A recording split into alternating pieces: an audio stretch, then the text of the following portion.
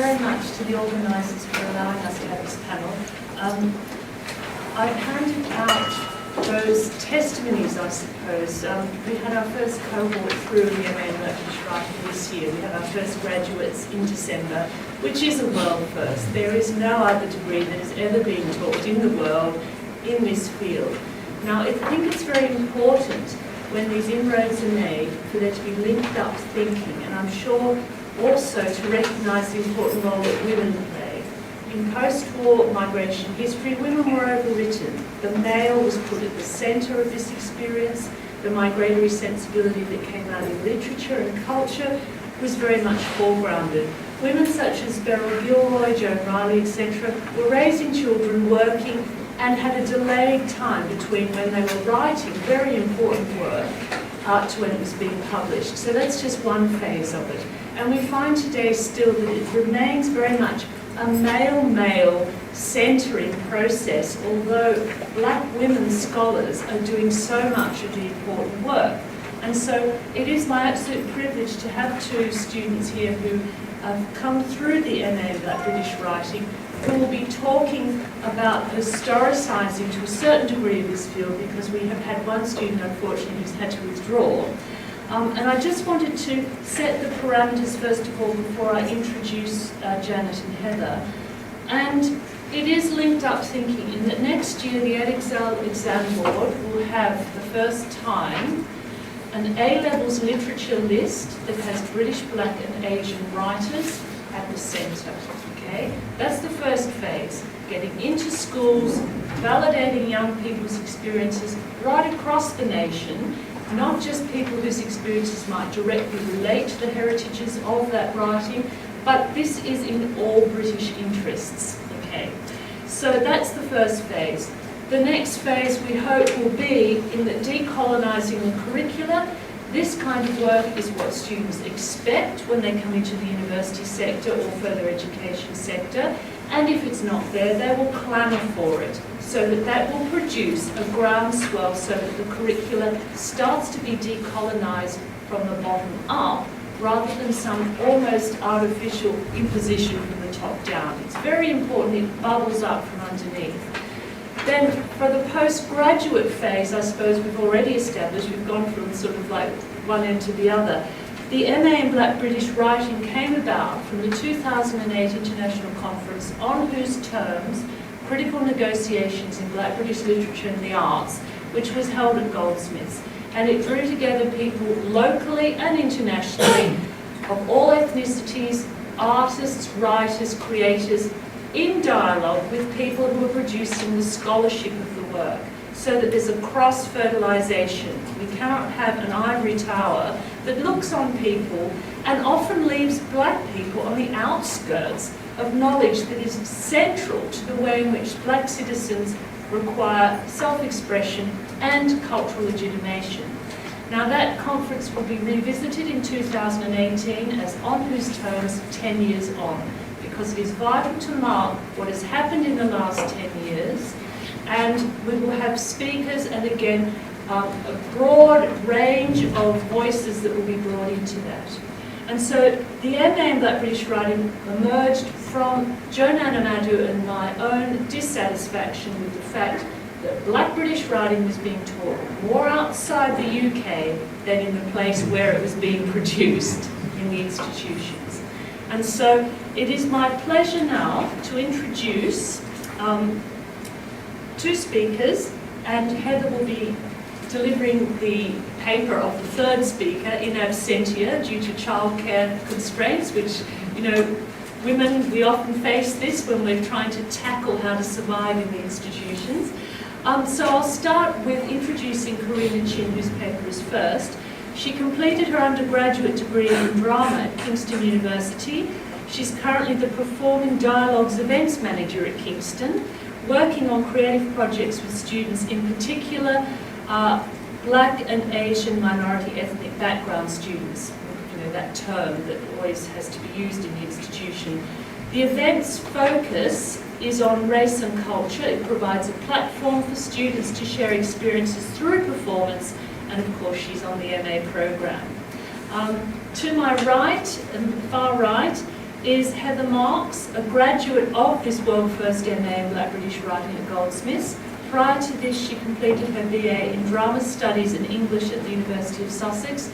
She is an exemplary blogger and tweeter in terms of getting the viscera of the importance of literature and circulating it in the most magical ways. And I've said to her, she must develop this. I hope she does, as well as critical writing of a larger scope. And then to my right, Janet Sebastian comes from a background in communications.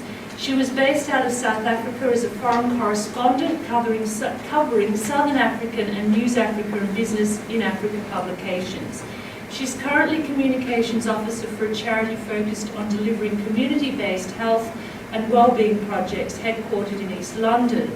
She's in her final year of the World First Masters in Black British Writing at Goldsmiths. Her particular areas of interest are the demise of Black British publishing in Britain and a Black presence hidden in plain sight but not plain view, which I think well encapsulates it, within British archives and museums.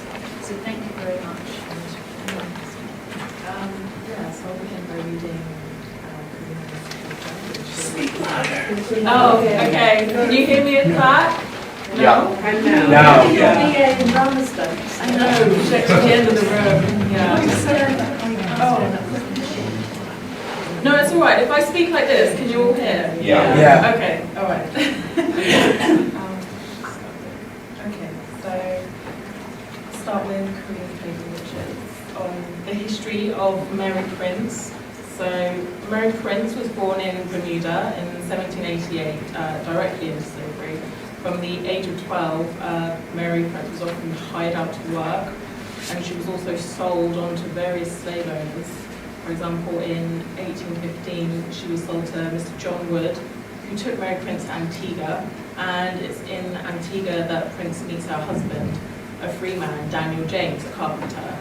And so this is just like providing a little context to the woman herself, so that we can begin to understand like just how important her publication was. So they married in 1826, and then 2 years later, in 1828, Mary Prince accompanies the Woods to England, and it's this same year that Mary Prince finds herself reporting the accounts of her life to the Anti-Slavery Society in the hopes of bringing about change to her own life and that of the lives of other slaves. So it's very telling of how she had been subjected to ill treatment from previous owners, as well as her bad treatment by her current master at the time, Mr. Wood. And up until then, Prince had been working for Mr. Wood and his wife for 13 years and was eager to accompany them to England. So arrival in England did not, however, go to plan. Prince was put through extreme working conditions despite her illness, which caused an acute attack of rheumatism. Mr. Wood ignored all complaints and instead threatened to turn Prince out of his house. And it is at this point that she approaches Mr. Wood to purchase her freedom from him. And in her autobiography, she writes that he cursed and swore at me dreadfully and said he would never sell my freedom. And it is at this point that it becomes so unbearable for Prince that she appeals to Christian missionaries, Mr. Pringle, for help. And it's from here that she's directed to the Anti-Slavery Society. The history of Mary Prince was first published in 1831, and these accounts of her life are the first narrative of the life of a black woman to be published in England. And Mary Prince's autobiography was to serve as a way of letting others know and understand the cruel treatment that slaves had to endure, and also serving as a voice for enslaved Africans. Mary Prince would be able to relate and give hope that one day the cruel treatment would eventually end for those who were subjected to such vicious treatment. For the whole 19th century, the readership that Prince was appealing to, these testimonies were a glimpse into the institution of slavery on account of what it was like and what was actually going on. The purpose of her text is very documentary, and Prince's story is a testament to the suffering she endured, but also those of the others that she witnessed. So in a way, Prince is not only telling her story, but she's also telling those of the other women around her. So more than 150 years on, we find that other Black authors follow this style of presenting writings of the struggle with issues related to race, oppression, and lifestyle in a patriarchal epoch. Going back to 1831, the horrendous conditions of slavery were still present, and although today slavery is abolished, there are still issues of racial injustice that people are facing. British culture still has a certain divide, especially when it comes to the arts. Blackness is rarely written about or included in white narratives. Black characters are rare, and on the occasion that a black character would be included, too often it is projected in a stereotypical view, which is then seen as negative representation and silencing out the various ways in which blackness is experienced. Black British writing almost automatically includes diversity and explores the interculturality of the experience of being Black and British. It includes aspects of difference that we encounter in our day-to-day lives. It can reveal stories of social constraints and injustice that are present as throughout history to the present day. Black writers and artists alike are using an expression of their voice through literature and authorship to get their message across. Often the works of Black British writers lack support. Black British literature is less accessible and rarely available on the school's curriculum. And the majority of Black British nationals would love to know more about the works of Black British writers, and there is very much a silence on the wealth of material that is available in Britain. The Black focus is considered less profitable by publishers, and this could also be measured when comparing the African American success in music, literature and film, while in the UK there is virtually very little levels of success or crossover for UK artists and writers in America. Are Black writers of today being bound to the race narrative is a question which is being raised by some critics. Lewis Giggett says, literature written by Black authors, in order to be considered successful or even good, must address the social ills of the day. She also states that good writing by Black authors is birthed from oppression, and marginalisation is viewed as a key marker for Black literature. This implies a direct link between the authenticity of the literature and the sociological and political perspectives of Black Britain. To return to 19th century Britain, anti-slavery reforms were considered a key social movement. The Anti-Slavery Society brought about change by giving talks and putting pressure on Parliament.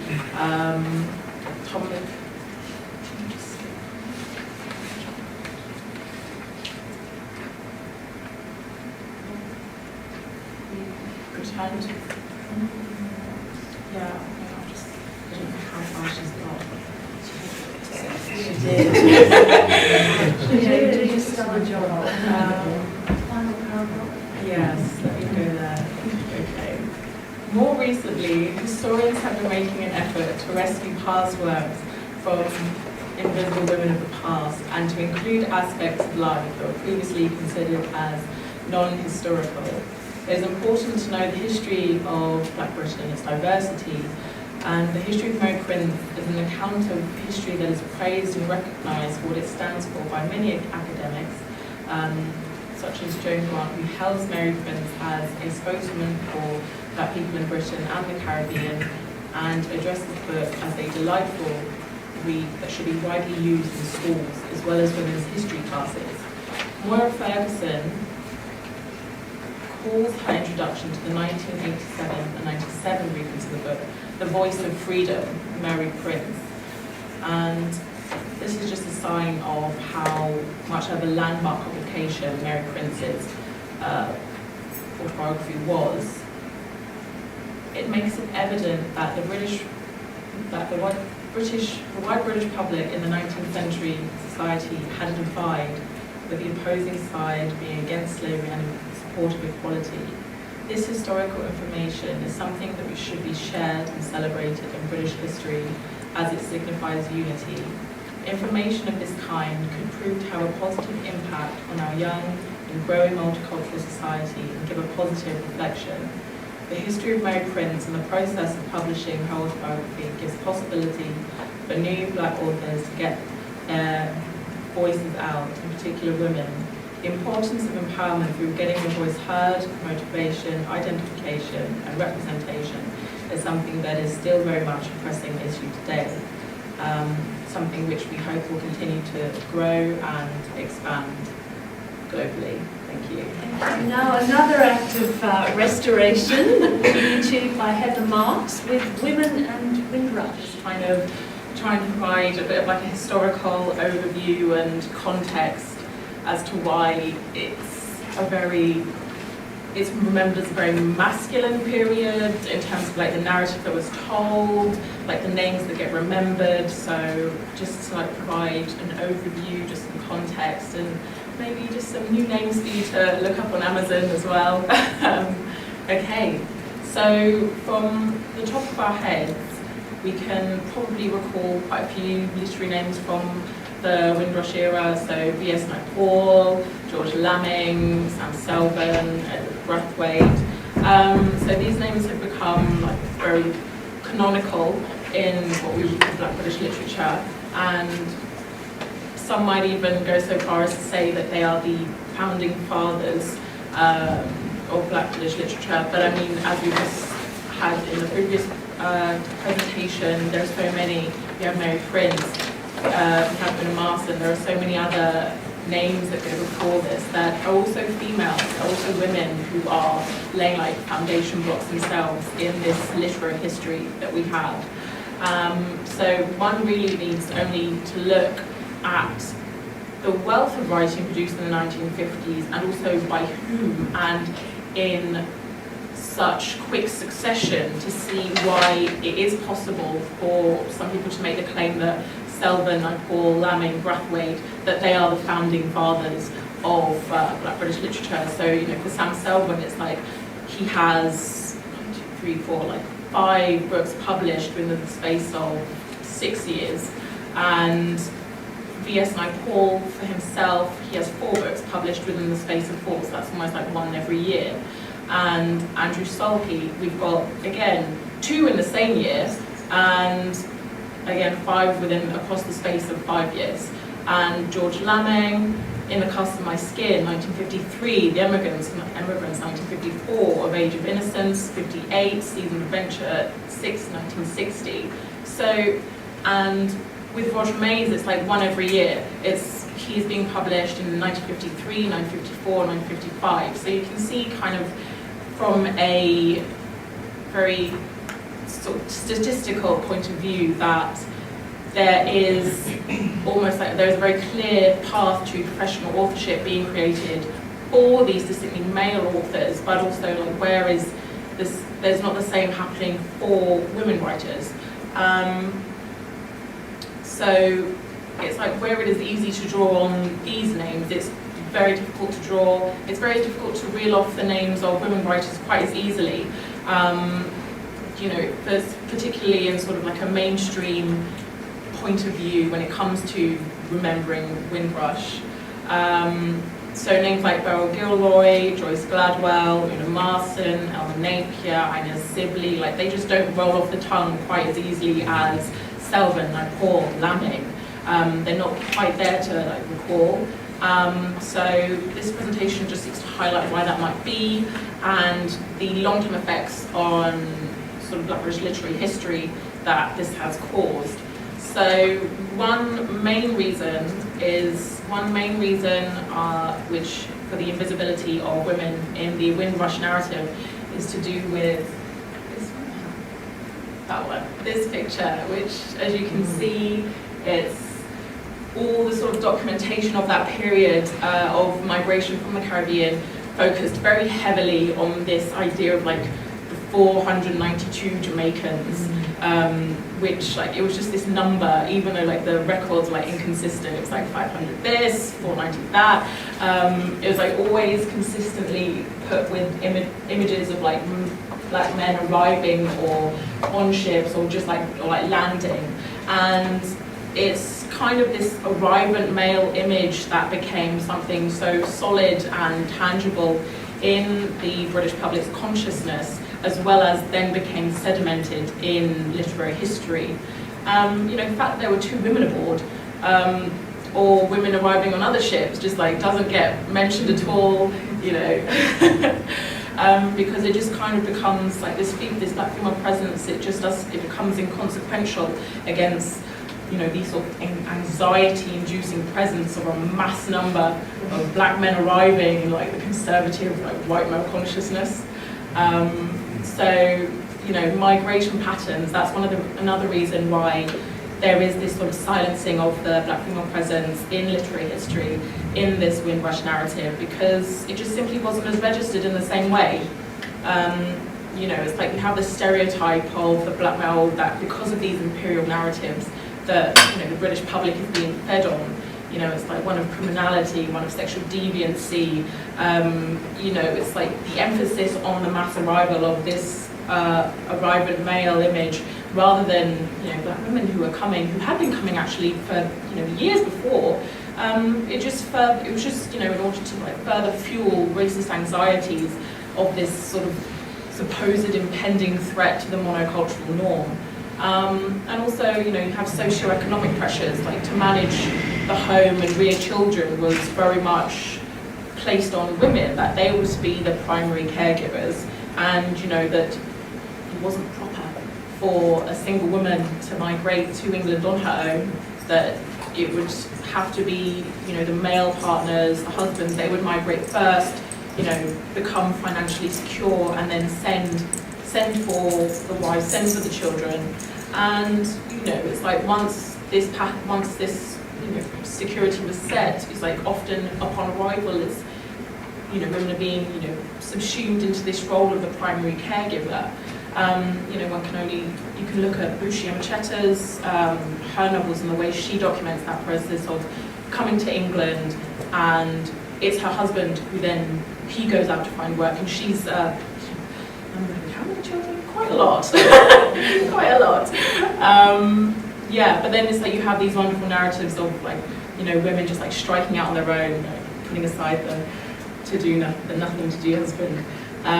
But again, another reason why there's the invisible presence of women in this literary history, in this Windrush narrative, is just access to the cultural network that was happening in this period. There were small-scale sort of like activities, sort of like regional publishing, things happening in like little magazines that were giving platforms to, you know, men, women writers. But then it's like the 50s, with the advent of, you know, these sort of founding fathers like Lamming, Selvin, it's almost like this nucleus, this like sort of cultural hub of male writers, like just sort of consolidated itself in London, and it became very much almost a fraternity of like sort of opportunities sort of being handed out to who was in that network, which was very rarely women, as a result being given a domestic role, or very much having to work, you know, be working as teachers or nurses, or, you know, just having to support themselves in a way that couldn't be sustained in the professional authorship that was given to men. However, there are other people, there are women like Una Marson, who is a very important figure. She actually had some sort of literary standing before she came to England. She published 2 collections of poetry, Tropic Reveries in the 1930s, and Heights and Depths in 1932, as well as successfully staging her own play at What a Price in 1933 in Jamaica. So she already has this sort of authorship behind her, compared to, you know, Lamming and Selvin, who were like sharing a typewriter on the way over. But where their careers kind of take off and really like blossom once they hit the metropolis. For Una, it's she only then later publishes Towards the Stars, I think, 1946, I think, and it's like there's just not the same sort of hitting the ground running as say like Selwyn or Lamming do, and she was like taking jobs on a secretarial or assistant, and shows kind of how the opportunities were there, but it wasn't a matter of not seeking them. It's a matter of simply the gate just simply wasn't open to them. However, despite this, Marsden, she created Caribbean Voices, which was integral to platforming Anglophone Caribbean authors. So, she, having her there, it was really important in sort of maintaining like a sort of gender dynamic that gave something of a window of opportunity for women to be given access to this like literary platform that went on to really like give these new arrivants like a huge career. And when she departed in 1946, and her role was then taken over by Henry Swansea and Andrew Sulky and then V.S. Paul, it's like the gender dynamic really changes and it becomes very much like a male space. And this can be seen in like the people who contributed to the program. Of 372 contributors to Caribbean Voices, only 72 are women. Only 72, and it's like it's just like beyond belief, like how small of an opportunity like women were given in this platform that was just like really doing wonders for the careers of Paul and Brathwaite and like other sort of male leads. Oh, I've got 3 minutes. Okay. So another point I want to make was about genre and subject matter, was that the reason why in the 1970s, 1980s, you start to see like a sort of proliferation of women's writing, where it only starts to happen really in like the 70s and the 80s, is because of sort of small independent publishing houses that are being set up, so like Women's Press, Virago, Shiva Feminist. These like publishing houses, they are committed to sort of bringing women out of this marginalization. So, the topics that would have been discarded by gatekeepers like Salke, like Swansea, sort of domestic abuse, aging, rearing children, trying to find work, enduring sort of interracial abuse, that was, this was like taboo. It wouldn't be included, it wouldn't be picked up because it wasn't thought as interesting. So, it's very important that the small independent publishers like kind of gave that space to women to kind of come into their own. And I've just got too much to say. Okay. Right.